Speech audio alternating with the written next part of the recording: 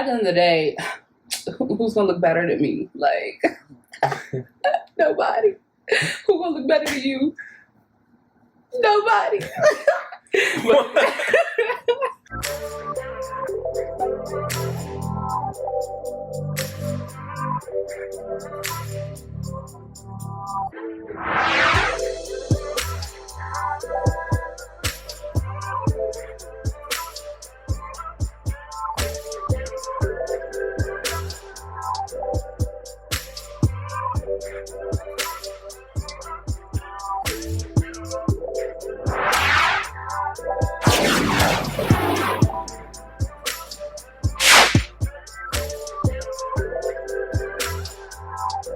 Hey, it's me, Cee, and welcome back to my channel.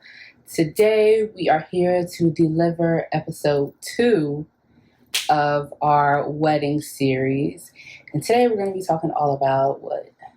Talking about the budget, talking about the decisions we made for just really the preparation portion of it. So last time we talked about the pre-proposal, and now we're kind of getting into the whole process. So one big factor about having a wedding, obviously, is the cost. Some people don't even want to have a wedding because of the cost. Oh, it's just one day. I don't think it's going to be worth it, yada, yada, yada. Okay, to each his own. Of course, we wanted to have a wedding, but obviously there are other things that we want to do.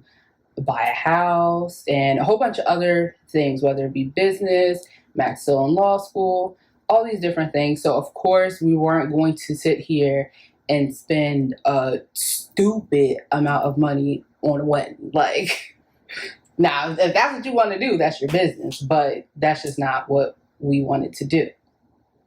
So, I mean, of course, having a budget when it comes to a wedding is super important. What do you think about that? Like, I think it's really important. I think after the proposal happens, you just get really super excited. You're like, oh, I just want to tell every person I know, and I want to just have well, at least I did, and a lot of people did. Like the day after, the week after, you're like, I just want to tell everybody I know. I just want to have the biggest thing ever.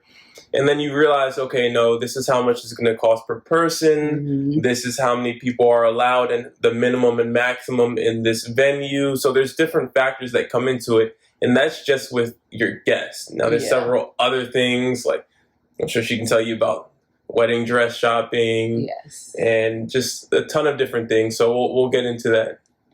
Yeah. So I guess you can share a little bit about like how we decided to go about picking a set budget for the wedding, and giving a little bit of a breakdown about that. So there was just a number that we felt was just reasonable per person. Now, the venue that we ultimately picked, we went to a lot of different venues. Yeah. Like we went all across Maryland, in Virginia, and we just tried to find the best venue that not only was it sufficient for the amount of people that we hoped to have, but also the price per person was good as well. Because, I mean, hold that thought, but like when we first started picking out venues and places to visit, obviously, neither one of us have been married before or have gone through this experience. So we, at first, were looking at it like, okay, this is a nice place, like a hotel, or this is a nice venue. The pictures will be great. The vibes will be great. The drinks, this, that, and the third. But then you get there and you realize that, like, what comes with this venue? Like, what does this package entail? Like, all these different things. And then even some venues we went to, there was no packages. You're just paying just for the property itself, and then have to pay for insurance for those properties. Then you have to get your own vendors, whether it be caterers, decorators, like photographers, all these different entities that go into a wedding. So for us, literally, we went and saw probably like 7, 8, yeah, like 7 or 8 venues. And some of them we loved, but the price was just kind of like, we're not willing to pay that price for this. Like, it just wasn't worth it. Like, okay, yes, this is a nice little scenery, but what happens after the picture is done? Like, and then some of them had a lot of different rules that we didn't like either. It just was not going to be the vibe for us. And fellas, she was stressing. She thought, I think we saw the first 5 or 6 we saw, she was just like, nah, it's not it. she was stressing. So fellas, definitely be supportive Yeah. of your fiance when you're doing all of this, because it's very overwhelming. And Yeah. even when we first started, I said, we're just gonna go see a couple, like 1 or 2 venues, and we're just gonna have it figured out. And then when you actually sit and meet with these people, it's like, whoa, like chairs are this much, or if you pick this chair versus that chair, or if you pick this flower package versus that flower package, or if you pick this food versus, there's just so much with it that you want to just make sure that not only one side is feeling all the pressure, so you want to make sure to be supportive and just understanding that, this is a process. And don't get me wrong, I mean, in some couples, the men aren't that involved, but for me, it's kind of like, all right, this is our wedding. Like, what do you want? I know he probably get annoyed. I'm like, okay, well, what do you want? Or what do you think? Like, this is your day too. Like, I'm not a bridezilla. I'm a little extra. I like the glitz and the glam, but I'm not a bridezilla. So I think it was a lot easier because he was just as into it as I was, or I am. So it made the process a lot easier. In the beginning, it was very stressful.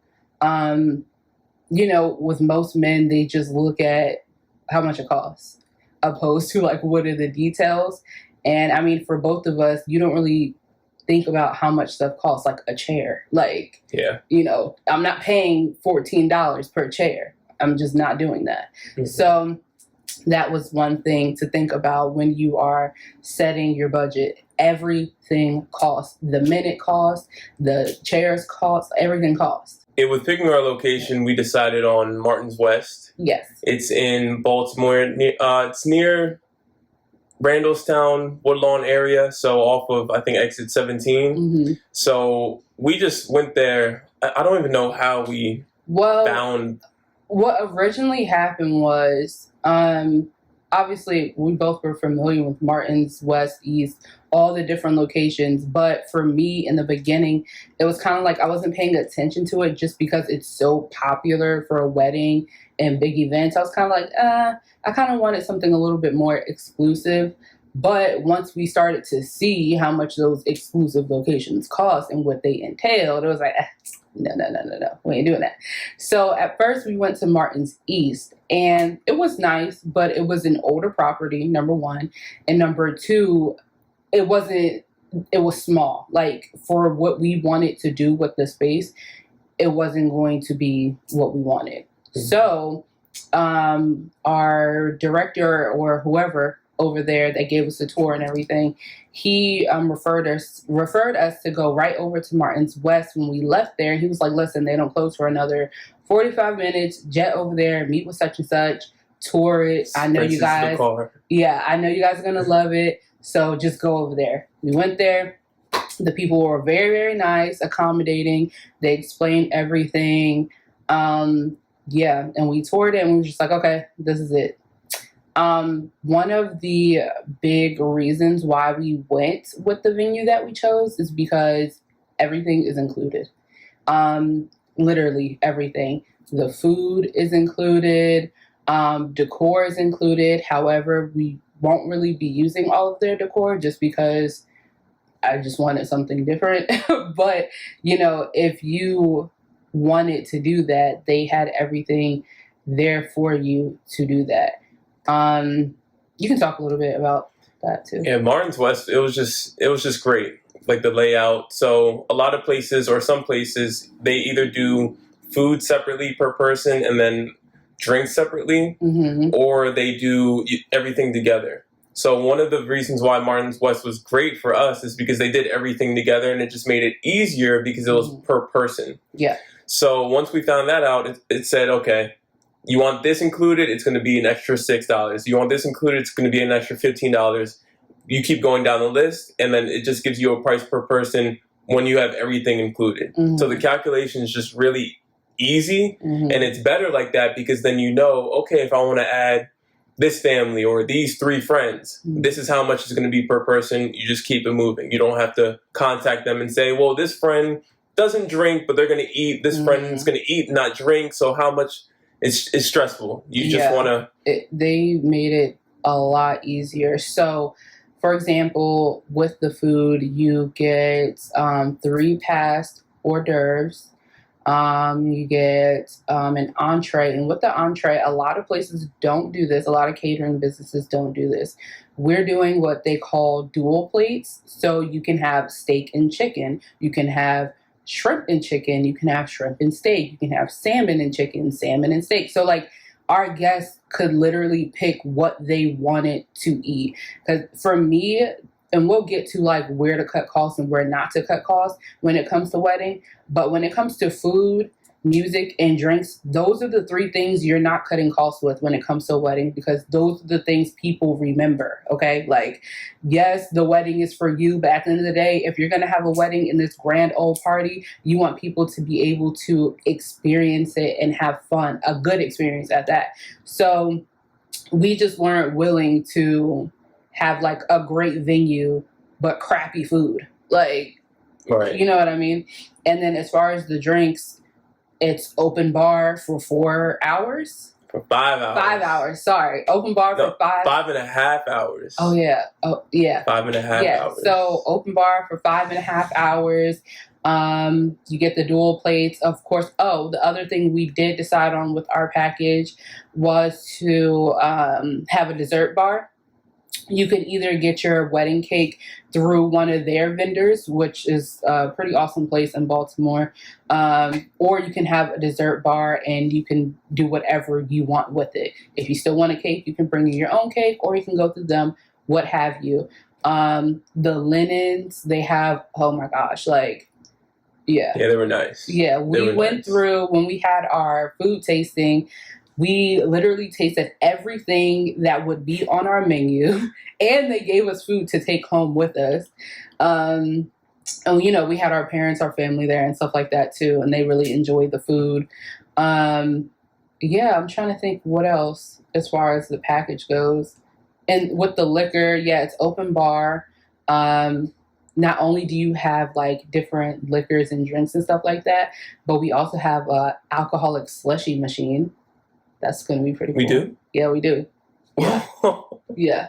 So you can get like a frozen margarita or a frozen, like, you know, alcoholic beverage if you would like to do so. So when it comes to decor, they do have little table centerpieces, but I didn't really like them.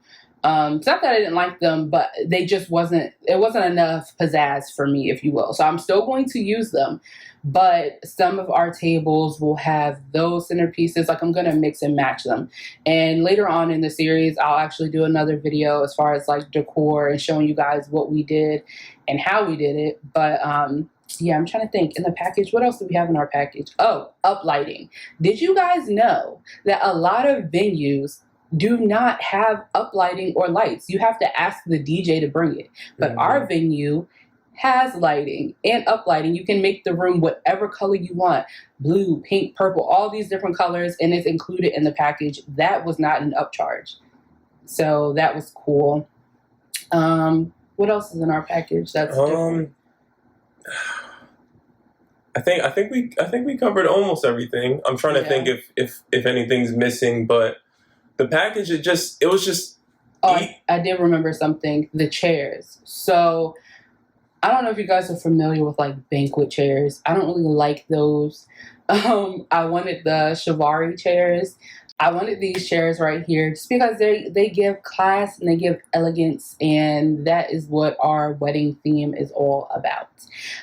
So we did go with those, and the odd thing is when we looked at the other venues, one, if they did provide them, the chairs are going to be like $12 each, $10 each. And then with our venue, was it $6? I think it was $6 for the bank, either 6 or 8. I think it's 6, but still, it was cheaper than anywhere else that we go. Yeah, and you know, of course, we're telling you, like, we're not trying to sell you on the place. We're just giving you our experience and the ambiance of the actual venue is like super elegant.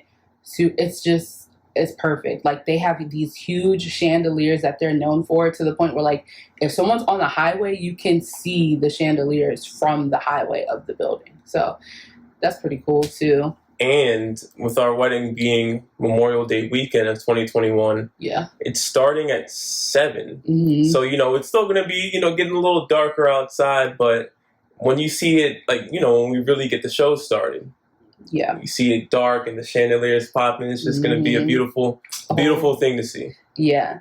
And we decided to have an evening wedding just because, I don't know, I always envisioned having like a gala type wedding, which is why we went with the whole black and white color theme. What did you think about that when I told you I wanted to do black and white only? I thought it was pretty cool. I mean, I always think like James Bond kind of like, I don't know. It's just cool. So I was cool with it. And for all of our family members and friends that are invited, yes, the black and white attire is required. You're not getting in the door if you do not have on black or white or black and white. Don't be coming up here trying to wear red, white, red, I don't know, all these colors, pinks, purples, greens, because you're not, I don't care who you are. Like, it's not happening. Even my mother can't come in with Sorry, Mom. Listen, all of y'all, black, white, or black and white. That's it.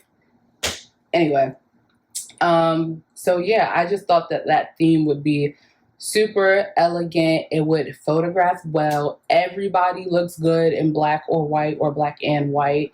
Yeah, and it's supposed to give gala. You know what I mean? I'm not one of those brides that's like, oh, I'm the only person that can look like this. Da, da, da. At the end of the day, who's gonna look better than me? Like, nobody. Who gonna look better than you? Nobody.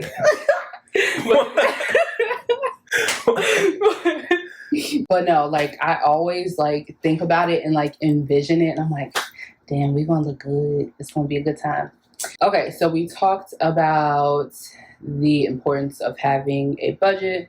We talked about location and our experience with that. We talked about another thing on budget. Mm-hmm. So we really delved into the budget for the actual venue, and we kind of delved into that because the venue produces most of the things that we need for the wedding. Mm-hmm. But there are a lot of other costs that do go into the wedding, like a photographer, videographer. So just, any couples out there that are maybe ready to, get to that point and plan a wedding, just remember all the other costs that go outside the venue. Because I know that when we first started, I said, oh yeah, we're just going to pick a venue and they're just going to do everything. And then you realize, no, you need photographer, videographer, you need this person, you need that person, you need this person, you need that person. So really look at your budget and try to stay at that budget because it's really easy to go over. Yeah. So let's talk a little bit about where to cut the cost and where not to cut the cost. I already said that when it comes to food, liquor, and music, those are 3 main areas we are not willing to cut the costs. What was another one that you felt like we weren't going to cut the cost at? I photographer, right? Yeah. I think it's important to have a good photographer. Yeah. These are the pictures that 50, 60 years from now, when you're sitting at home with your spouse, you're going to look back and be like, wow, look, grandkids, this is grandma and grandpa. So you want to make sure that the pictures are done well. Yeah. They're done properly, and you have enough. I mean, some people don't take enough pictures or don't give you enough options. So we have a photographer who we trust. He did beautiful pictures for our engagement, and we're just excited to see how our wedding pictures come out. Yeah. Also, we wanted to cut costs when it came to decor and wedding favors and things like that. Yes, my mom and I, that's another thing. We didn't hire a wedding coordinator, if you will, just because we plan events and weddings and all types of stuff all the time. Like my mom has been planning weddings since I don't know how long. And then the venue, they have a whole full staff for us. So it didn't really make much sense to hire a coordinator or whoever to do that stuff up until like the day of the wedding. Now, a day of person, we do have a day of person and then 2 hosts. So that's perfectly fine. You're going to need somebody to help you run those errands and just make sure everything is flowing the way it needs to flow. So we were able to cut costs with that.